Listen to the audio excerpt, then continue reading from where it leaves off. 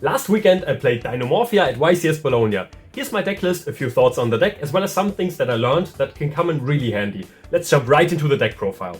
I'm playing 3 Teresia, 2 D-Plus, as well as a D-Shifter in the main deck. D-Shifter is there to be against Dracotail, because Dinomorphia doesn't have the best Dracotail matchup.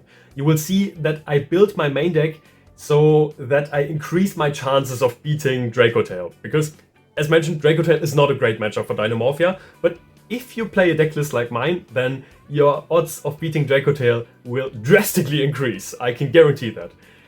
I reduced the number of spells that I'm playing. You will see that I'm not playing a third Pot of Duality. I'm not playing Card of Demise, but I am playing a Called by the Grave, because Called by the Grave is very decent against Dracotail in some instances. Oftentimes, if you go second against Dracotail, your spells just become an upstart goblin for the Dracotail player, because they can negate the spell and they can draw a card. So you don't want to make them draw cards, you don't want to give them ability to recycle, and you don't want your spell to be negated, so you just don't activate the spell. That's why I always side out all spells if I go second into Dracotail. Because we cannot guarantee that we don't just go second against Dracotail in game 1, we decrease the number of spells in our main deck. So it's only 1 Pot of Prosperity and 2 Pot of Duality. This has some upsides as well, where if you open Pot of Duality and you want to go into a Typhon, but if you activate the Pot of Duality, you cannot go into the Typhon. Or if you open multiple Pot of Dualities, it's also pretty bad, where you decrease the number of instances where something like that happens. For the Dinomorphia normal traps, I'm playing 3 Frenzy, 3 Domain, as well as 1 Alert. I initially played 2 Alert, but oftentimes I just sided out both of them if I went second, or even going first, I sometimes sided out 1, so I think me playing 2 was just a remnant of playing Trap Trick before, and because I was on Trap Trick, you had to play 2 Alert, but now you can just play 1 Alert, because I'm on Trapaholic in this build. Speaking of Trapaholic, I'm on 3 Trapaholic, 3 Daruma Karma Cannon, 3 Soul of the Supreme King. These have a very, very cool interaction where you can, if you have a trap in your graveyard, which you can easily do with D+ or just by activating a trap, you can activate Soul of the Supreme King, chain Trapaholic, pop your own Soul of the Supreme King, set a Daruma Karma Cannon, then activate mandatory effect of Zark, and chain the set Daruma Karma Cannon that you got with your Trapaholic, which will make your Zark resolve, as face down monsters cannot be negated. This is a really, really cool interaction, but it only came up once in my duels. It's still fun, and I would recommend playing Daruma Karma Cannon instead of Ferret Flames because of that. Daruma Karma Cannon can always be activated. Ferret Flames needs some setup. Karma Cannon has the downside where it doesn't permanently remove the monsters from the field unless they are linked monsters or like towers, but it's not needing any setup is very, very nice, and the Zark interaction makes it more viable than the Ferret Flames too. So I decided to play no Ferret Flames and instead play 3 Daruma Karma Cannon. Karma Cannon isn't great against Dracotail though, so it's one of the cards you can side out. You can keep 1 in. I had one instance where I wanted to do the Zark Daruma Karma Cannon shenanigan, but I sided out all my Daruma Karma Cannons. So if you choose to, you can keep in 1 Daruma Karma Cannon just for the odds of opening Holic and Soul of Supreme King, becoming a board wipe, but you don't have to. Then the already mentioned Gravediggers Trap Hole. Gravediggers Trap Hole is very nice because it's Dracotail hate, as well as just a good card to ensure that your frenzy does resolve, because it negates monster effects in hand, in graveyard, or banishment. So you can negate an Ash on the frenzy with this, you can negate Malice monsters and banishment with this, you can negate Mitsu monsters in the graveyard, you can even negate Mitsu monsters in the banished if they play under Deep Fissure or under your Shifter, or you can negate Dracotail names with this. And because we are playing Called By as well, even if they chain block stuff, we can do Chainlink 3, for example, Gravediggers Trap Hole, and then Chainlink 4, Called By the Grave, to negate their first Chainlink. So it's very, very nice opening both of these. And for my last Dracotail hate card, I am playing a different Dimension Ground in the main deck. This came up very, very clutch, because oftentimes your opponents just don't expect this. And you can set this with the Trapaholic, so sure, it's a brick if you draw it going second. But if you open it going first, it's very good, and otherwise it's just accessible with the Trapaholic. So I can only recommend playing a one of different dimension ground. Then for the non-normal traps, I am playing one skill drain. Skill drain is very nice because you can just start your turn with this. Oftentimes, you cannot instantly have the Rex term on board, so your opponent can just normal Cup C effect. But if they normal Cup C effect and you chain skill drain, that's a different story.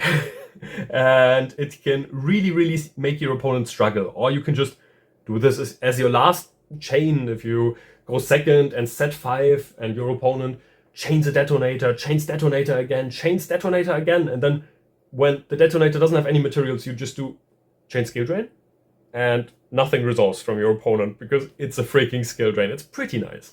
Only problem is it only affects monsters on the field that stay on field, so it doesn't deal with something like seals, for example. And seals is already kind of a problem, but not that many decks play it, and because branded Dracotail has become a much more favored variant, it's not that big of a problem anymore. For the counter traps, I'm playing 2 intact. I decided not to play 3 as it's a hard once per turn and it's searchable. It's very cool, and it just giving you that one extra turn can sometimes come up as well. 3 Iron Thunder, 3 Strike, as well as 1 Judgment. I still stand by my take that Iron Thunder is better than Judgment because Judgment going second just isn't that good. It's okay, but it's not great. Iron Thunder, on the other hand, going second is very nice. I had some times where I Iron Thundered my own Zark as well to get it in the scale. That's a really, really fun interaction where you can summon your Zark, then activate your Zark because you have to activate the Zark, and then you can negate your own Zark and have a spell speed 4 pop with Iron Thunder, and then you can set your Zark in the scale and have that crazy floodgate effect. So keep in mind that you can strike your own Zark and you can Iron Thunder your own Zark as well. In the extra deck, nothing special pretty much. I was playing 3 Rex Term. It's a good card, and it's good to play 3 in the grind game. 3 Kentragina. Same reason for this. It's a very, very good card. If you start with skill drain, you can, if your opponent isn't greedy, do 2 Kentraginas as well. So you can like skill drain and frenzy means you can frenzy, summon Kentragina. Then if your opponent normals something, you can chainlink 1 skill drain, chaining 2 Kentragina to end on 2 Kentraginas on board that have 4000 attack and that still float if popped. It's just very, very good. And the Zark engine gives you additional buddies, so you oftentimes have like 3,000-4,000 attack buddies on field as well as a skill drain. Your opponent isn't doing much against that. And finally a Stealth Burg to play around called by. That's it. For the Zark engine, I am playing 1 normal Zark, 1 Odd Eyes Archray Dragon, which becomes Zark, and you can special summon him by tributing a Zark. It's good in the grind, and it's nice that you can get the Zark back into your extra deck and it doesn't bounce that way. It's a good card, and its name always becomes Zark, so it's something nice to play. And my only 2 targets for the Solo Supreme King are a Brave Eyes Pendulum Dragon as well as a Crystal Clearwing Synchro Dragon. A Brave Eyes Pendulum Dragon pretty much negates all hand traps, and he's removal if he battled an opponent's monster.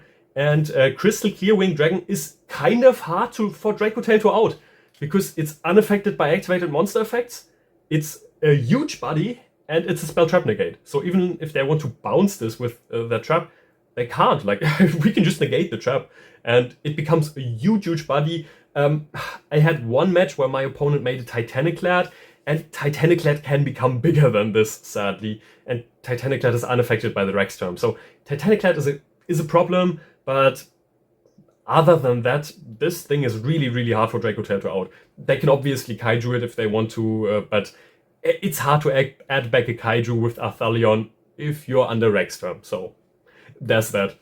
Then for the other mandatory cards, in my opinion, I'm playing 1 Typhon. Typhon is very, very good if you go second. It oftentimes just enables you to play. It allows you to make your Terazia become a huge body as well as a non-targeting bounce. Against Yami, it's tricky because you don't want to activate that many effects. So you don't want the additional Typhon effect, and oftentimes you just don't normal summon against them. So yeah, Typhon isn't great in that matchup, but in many other matchups, it's still a crazy card, especially in Malice, I feel like. Then I am playing a Lagia. This rarely ever comes up. You can play another card instead. It's nice as insurance if you got that 2 level 4s on board and you, for example, play against Dracotail and you just want to have that 1 up in the grind game. It's decent, but if you find another card you want to play, you can play it too. One Dugaris. Dugaris comes up.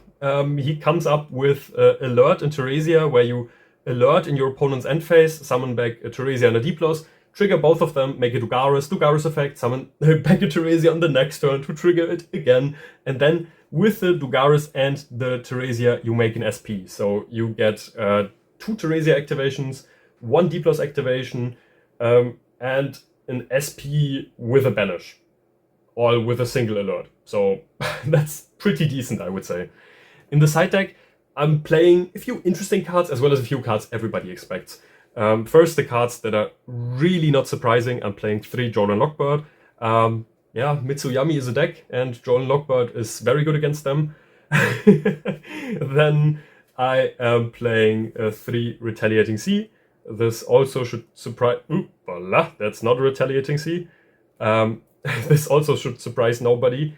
I'm also playing 1 Contact Sea. I initially did not play Contact Sea, but Contact Sea is really nice. And it's just good that you have something to search off the Retaliating Sea, because if you play against Dracotail and they do struggle against the Retaliating Sea, but they're still able to out it, then you got something else to search. And it's always not great if you know that you would have gotten that search if you only play the targets, so I decided to play Contact Sea in my side deck as well. Initially, I played 2 of the Dracotail Spell Negate, but I cut it as my card was too bent and I had to not include it in my deck list, but I feel like Contact Sea is the better card. Then another card that we are playing, because we do not like the Dracotail matchup, we are playing 3 Soul Drain. Soul Drain also is very, very good against Malice, because it says that monsters in the graveyard and monsters in the banished pile cannot activate their effects. If you chain this to any Dracotail spell, it's very, very good. And they better have a fun mana or they don't do anything. If this once hits the board against Dracotail, they probably lost, I'll be honest. You keep this in even if you go second against Dracotail, just because it's so good in the grind. And yeah, Soul Drain is insane against Dracotail. Against Malice, I had one opponent that was really shocked that this card existed. It's also very, very good against Malice. I can say that. Then I am playing a Rivalry for my one-offs. I know we are playing the Zark engine and the Zarks are not dino monsters, but Rivalry is more impactful than Gozen. Gozen oftentimes does nothing against multi-typed decks of the same attribute. Like, if you play against Mitsurugi Orchest and you Gozen them, they just shrug and then continue playing, because sure, they got machines and they got reptiles, but they are both dark, so they don't care. And Rivalry just hits more decks. Like, if we do Gozen against Yami, they can keep the Arclight and they can keep the Yami monsters. We don't even bait out an Arclight with that. But Rivalry always baits out something, because endboards tend to be layered in their types, because you end on different cool monsters, but oftentimes the attribute is the same. So I always prefer Rivalry over Gozen. Then I'm on 1 Antispell, because we don't like spells. This prevents the activation of spells, which is really, really nice, because something like Super Poly we can't respond to, but this just prevents that from being activated. 2 Magic Deflector. This pretty much negates every spell on the field except for normal spells and ritual spells. It's a very, very good card. You can do this in draw phase to prevent a Called By, a Super Poly, a field spell if you play against Yami, a Fallen and the Virtuous. You can chain this to spells because this negates on the field. This doesn't prevent activation. It's a very, very good card. And this isn't once per turn as well. I don't think this matters, but it's not a once per turn.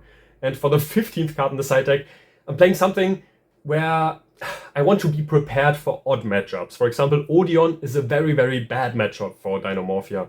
And like Runic or Sky Striker, these are not great matchups as well. And there's one card that we can set with Trapaholic that deals with all of these matchups, and that's Eradicator Epidemic Virus. It's very, very good at dealing with single typed decks where they play a ton of traps, a ton of spells, and it's also our only way of playing spell trap removal in this deck. We do not have any other card in the main deck, at least, that's spell trap removal. So sure, we could like negate a spell trap with Iron Thunder or Judgment. We do not have any removal for them. But Eradicator gives us that little bit of option that we can just side in as a one-off from the side deck, and it's a very, very good card. So what did I learn at YCS Bologna? There are a few things that I should have played better, where in retrospective I know for the future how to play those situations. For example, if you play against Yummy, or if you play against another deck that might have this Link 3 in the extra deck, the weird Gorgon thing, always summon your Rexstorm in the extra monster zone. It makes it way harder for them to out the Rexstorm with the Gorgon Link, because if you keep your Rexstorm in the main monster zone, they can just always have something that points to it, unless you occupied the extra monster zone, but that's kind of hard. Rexstorm in the extra monster zone is nice because, as you saw earlier, we're only playing a single Link monster anyway. So sure, sometimes you make the SP, but it's not that often. And summoning your Rexstorm in the extra monster zone means that if you play against Yummy and you only have a Rexstorm in the extra monster zone, except for a Croaky, they don't have an out. They cannot surprise because they have to target 2 cards on the field, and if you only have a Rexstorm on field, there's no second card on your field for them to target. And they just don't have like, the only thing they can do is they can like IP in the extra monster zone and then do their Gorgon to the arrow where IP is pointing. So they can have the Gorgon point towards your extra monster zone. That requires them to make the IP not with a Snatchy though, because like if they have a Snatchy in the extra monster zone, they cannot summon the IP there, and IP cannot use Snatchy as a material because it's 2 non-link monsters. So it really makes it hard for Yummy or Yummy Mitsu to out a single Rexstorm on board. So always summon your Rexstorms in the extra monster zone. Another thing that I learned, painfully, is something that I should have known before as well. Don't shotgun your things. So if you play against the deck and you don't know if Shifter's going to affect them, don't shotgun the Shifter. The best way of using Shifter is making your opponent waste their resources. So if it's game 1 and you don't know if you're up against Dracotail, you can hold your Shifter, and then if they activate like Phimena in hand, you can chain the Shifter and make them waste their resources, because they're not getting them back, because they can't Atralion bounce their resources from Banished, and they cannot trigger their effects in the graveyard. So holding onto the Shifter is oftentimes way better than just shotgunning the Shifter in the draw phase. Another thing that I learned about is that you don't need to summon just as many monsters as you can. For example, Brave Ice Pendulum Dragon once cost me a game when I played against Gem Knights, and I summoned him in attack position and they could just swing over it, and that made me lose the game. Gem Knights doesn't really have a monster with 0 attack that I want to negate with him anyway, so if there's a monster you could summon, but you don't have to summon, then just don't. You don't have to commit to every summon. You technically can. It's not useful to play into things where your opponent could just run into your monster and then kill you that way. It's way better to end on like a Crystal Clearwing that can gain attack, and that is way harder for your opponent to run over than to end on a Brave Ice Pendulum Dragon that does nothing against the deck that has no monsters with 0 attack. And the final piece of advice that I can give you that I learned from Bologna was, don't be scared. I was scared of summoning the normal Zark sometimes because sure, that plays into Trust, sometimes into Talents if you summon it during main phase, but normal Zark is way better than the other one. If you pop it, or if your opponent pops it, then it got a great scale effect, and you want to have the normal Zark out so that you can summon the other one by tributing the normal Zark. If your opponent just passes or nothing, then the other Zark will just return in your end phase, and that's pretty bad. if I'll be honest. So don't be scared of playing into talents, don't be scared of playing into trust, because people don't play them that much anyway right now. Like, sure, talents is being played, but trust isn't great if everybody's on Droll. Because, like, what are you gonna do if you get Drolled and you go second against somebody? Are you gonna trust set something? Like, no one likes to do that, so people don't tend to play trust that much this format. So don't be scared of playing into trust, don't be scared of playing into talents. Don't be scared of your opponent having a card that you don't know yet about. Like, sure, making an educated guess is not bad, but being scared of something that might not even exist is not a nice move. So just play, have fun, and yeah, if you want to pick up this deck, I can only recommend copying this list that I showed you right now, because it's pretty good, especially against Dracotail, as Dinomorphia otherwise really tends to struggle. I believe that without Soul Drain, you cannot play in the current format, as so many people are playing Dracotail, and Dracotail has such a good matchup against Dinomorphia. Sure, sometimes you can just beat the Dracotail matchup by either sitting on Crystal Clearwing or negating all of the things that they want to activate. Or like, if you negate all of their fusion effects, then obviously they can't play either. But if they just can resolve a single fusion spell, then you're kind of screwed if you don't have something to deal with the monsters in graveyard, because their grind game is insane and you have to be prepared. So if you play in the current format or in a format in the future where Dracotail is still very good, then build your Dinomorphia deck in a way where you can deal with Dracotail. Yeah, I was missing nothing, I believe. I was very happy with my list. And I hope you are as well, because if you want to pick up this deck, as mentioned already, feel free to copy this list. Feel free to post any questions you have down in the comments below. I think I've played Dinomorphia a lot over the last years, so if you want any advice, if you have any question, if you have any ruling question, even like something that came up for a friend recently was if he can copy Frenzy with Kentragina during his own turn, which you cannot, then just write it down in the comments below, or if you have a deck suggestion, post it down in the comments below. My next video will probably be about Meta Reactor, or it will be my vlog from YCS Lille, which I haven't published yet. I hope you all have a very nice day. I hope you all stay safe, and I am happy to see you in the next video. Until then, see ya.